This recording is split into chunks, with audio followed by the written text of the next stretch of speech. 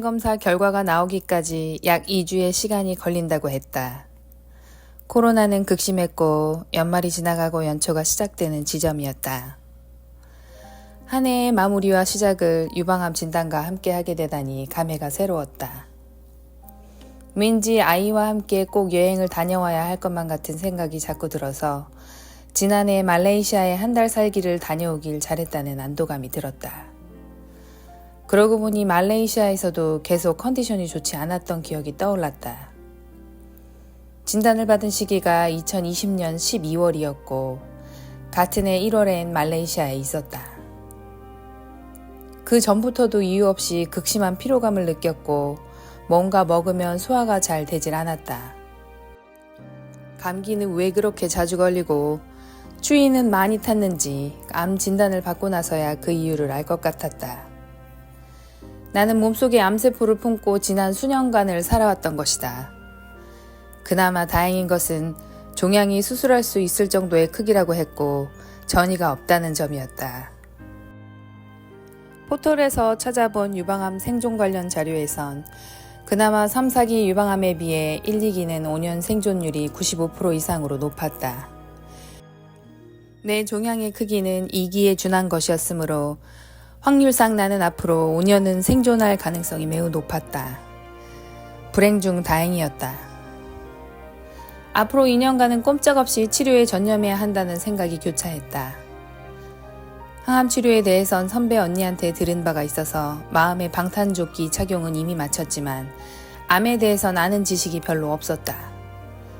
건강할 땐 암은 남의 일이라 생각하며 살았다. 암이라는 병에 대해 막연한 두려움만 있었지 제대로 아는 것이 없었으므로 암에 대해 철저히 공부하기로 마음먹었다. 우선 인터넷 서점으로 눈에 띄는 암 관련 서적을 몇 권 주문한 후 어차피 정밀검사 내용은 2주 후에나 나오니 내가 유방암에 걸리게 된 원인부터 파악을 해야 했다. 인터넷 검색상으로는 유방암의 원인은 스트레스와 서구적 식습관과 생활습관과 호르몬의 변화 등등이었는데 그러고 보니 나는 스트레스 지수가 높은 직업군인 항공사에 오랜 기간 근무했고 결혼 생활 내내 성향이 정반대인 배우자와 겪었던 갈등으로 스트레스가 많았으며 별거, 이혼, 독박육아, 경제적 부담감 등등으로 스트레스 속에서 지난 20년간 허우적거리며 살아왔다. 식습관은 또 어떤가? 두바이가 거점인 항공사의 승무원으로 7년을 근무하면서 20대의 대부분을 외국에서 거주했다. 나는 비행 데스티네이션에 도착하면 소고기 스테이크와 와인만 마셨고 주식은 대부분 빵이었으며 버터와 치즈는 밥을 먹지 않아도 나의 내장을 두둑하게 만들어주었다. 서구적인 식습관이 유방암의 원인이 된다는데 반기를 들 수가 없었다. 혹자는 우유와 커피도 유방암 환자에겐 안 좋다고 했는데 난 평생 카페라떼를 입에 달고 살았다. 당분이 암의 먹이가 된다는 글을 읽고는 탄식이 나왔다. 서양 사람들은 식사 후 후식으로 디저트를 먹는데 나는 뜨끈뜨끈한 초콜릿 파이 위에 얹어진 아이스크림 디저트를 먹기 위해 일부러 주식을 덜 먹을 정도로 디저트 덕후였다. 달콤한 디저트를 너무 좋아해서 밥은 조금 먹고 초콜릿, 아이스크림에 버금갈 정도로 과당이 많이 첨가된 음식을 20년간 하루도 빠짐없이 먹어왔다. 강의를 하던 최근까지도 순간 에너지를 높이기 위해 수업 전엔 꼭 비스킷이나 초코바 같은 걸 챙겨 먹었다. 생활 습관은 또 어땠을까? 좋을 리가 없었다. 비행은 대부분 밤 시간에 출발하는 일정들이라서 밤새 일한 후 해가 뜨면 잠드는 일이 비일비재했고 자연에 섭리와는 반대로 생활하던 습관으로 인해 나의 생체 시계는 수년간 제대로 작동하지 못했다. 당연히 호르몬에도 교란이 왔을 것이고 비행일을 그만둔 이후로도 계속 밤엔 잠을 잘 자지 못하고 새벽까지 깨어있는 날들이 대부분이었다. 그러고 보니 내가 암에 걸린 것은 우연이 아니라 필연적인 것이었다. 내가 무지해서 스트레스 관리와 식습관, 생활 습관을 돌보지 못하고 내 몸을 소중히 다루지 못해 얻은 당연한 결과였다. 내 일상의 전부가 암이 발생하기 좋은 환경을 제공했다는 사실을 인정하고 하나씩 바꾸어 나가기로 결심했다. 40년간 쌓아온 나쁜 습관을 한 번에 전부 바꿀 수가 없으니 쉬운 것부터 해나가기로 했다. 스트레스는 암 진단을 받기까지 요 몇 주간 최고조에 닿았다. 암을 진단받았다는 사실보다 더 스트레스 받을 일이 세상에 있을까? 죽음이 코앞으로 다가왔는데 말이다. 스트레스를 나 스스로 조절한다는 것은 지금 당장은 불가능했기에 오늘부터 당장 시작할 수 있는 식습관 개선에 집중했다. 수술 전까지 종양의 크기가 커지지 않게 유지하는 것이 관건이었으므로 암이 좋아하는 음식들을 절제하는 것이 내가 생각해낼 수 있는 가장 쉬운 시도였다. 우선 일주일에 2-3번씩 하던 마블링 가득한 육식 식사를 줄이고 무엇보다 즐겨 마시던 와인을 끊었다. 알코올이 1급 발암물질인 것은 누구나 아는 사실이지만 삶에 술이 없으면 무슨 낙으로 살아? 를 외치며 음주를 즐겼다. 내가 거주할 당시 두바이는 술을 구매하기가 이슬람 종교법상 어려웠으므로 비행할 땐 각국의 면세점에 들러 유명하면서도 맛있는 와인을 저가에 사서 쟁여오는 것이 내 유일한 취미생활이었다.